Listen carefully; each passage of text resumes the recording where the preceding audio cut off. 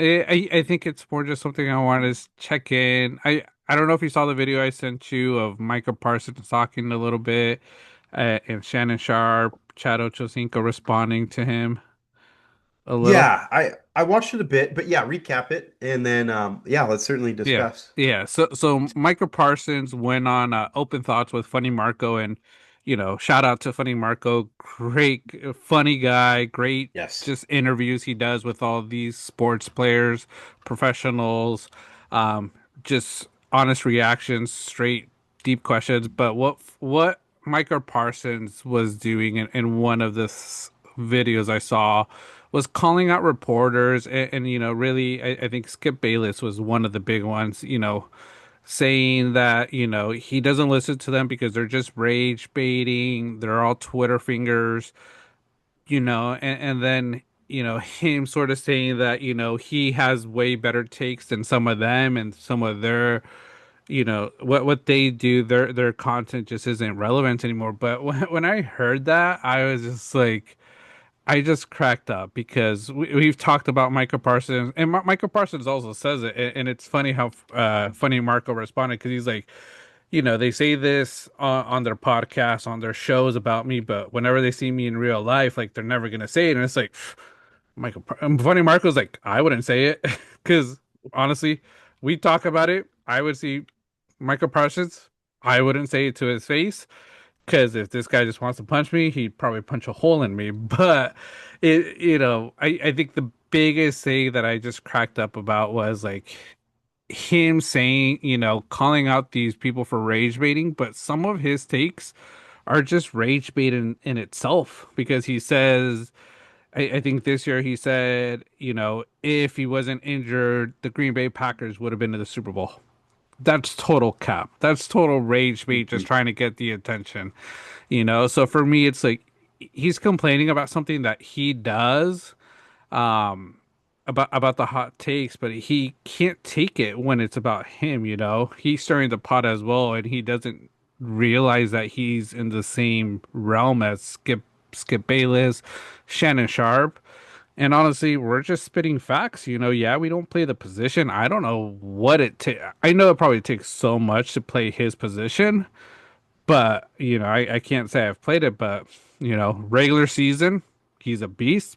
Playoffs, he's a dud. He's a milk dud, man. Because in three playoff games, I have it here. Quick breakdown. 2021, he played one game, nine total tackles, no sacks. Great amount of tackles, but no sacks. That's bad for you. 2022, two games, seven tackles, one sack.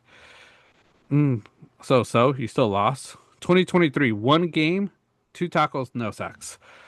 Those stats for someone that says is one of the best in the game. You're a regular season pro. Postseason, you just turtle and disappear. Yep, absolutely. Yeah, no, exactly right. Yeah, disappears in the playoffs. Phenomenal regular season guy. Um, the way he's talking in the situation altogether, it makes the Cowboys and Jerry Jones look really good. Yeah, Like it makes it look like they certainly won that trade. Um, and they flipped it into another hmm good defensive player, Quentin Williams.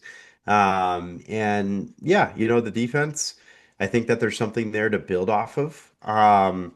But yeah, overall, I feel like it's very hypocritical, and I don't know if he necessarily realizes it, if it is just rage baiting the audience, because I think he does a good job at that, yeah, it does. hence the back and forth he had with Myles Garrett at Pro Bowl week. It's these things like saying he's a puppet of, these dudes are puppets of national Yeah, TV, and like, oh, I'm good with my, but it's like, dude, you're going on a podcast to discuss these things. It's like, dude, yeah, you're in the same exact position as they yeah, are talking about you. Like yeah, what are you talking about? And it's just kind of funny. I remember, watching that clip and just looking at Shannon's and Ocho Cinco's reaction to it, and it was just like they're just there sitting, kind of smirking, smiling. It looked like Shannon was like trying to do other things as yeah, he was listening to it or whatever, just like trying not to crack up. But it's just like, you know, I think he briefly mentioned that playoff thing too, and it's like,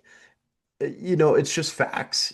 He's saying for a player of his stature, a perennial defensive player of the year Hmm. candidate, that his that is not a resume that should buy silence from anyone calling themselves an honest analyst. Let's see.